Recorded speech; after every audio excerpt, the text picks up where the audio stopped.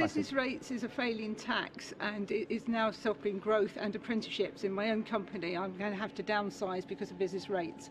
So what can you do to help businesses on this front?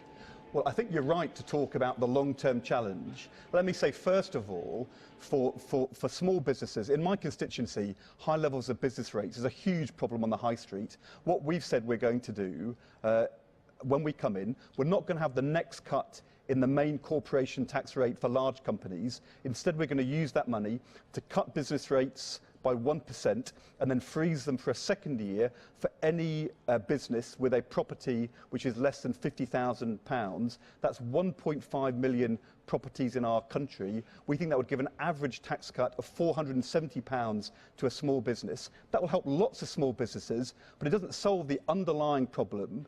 So we also need to be thinking, well, what are we going to do? If you think about Sainsbury's or Next, big companies, they're competing against online retailers who may actually have their warehouses outside of Britain. They can avoid paying business rates, and they're still competing, and the playing field isn't level. So I think it's right that we ask some big questions for the long term about whether or not there's a better way to do this. At the moment, the business rates system was based upon a view of commerce which is quite 20th century, and we're in the 21st century now. So could you cut business rates, or could you cut something like VAT? I mean, well, there isn't a fiscal as I've said, for small companies, we'll have a 1% cut and then freeze for a year, and that will help 1.5 small businesses immediately.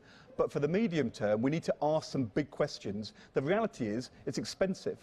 And I've not got a big pot of money. Obviously, the deficit from George Osborne is going to be £90 billion, and our NHS is under real pressure. So I've not got an easy solution. I think we need to look hard at this. The government's announced a review, but I think some people feel the Treasury are using that to sort of stall the issue.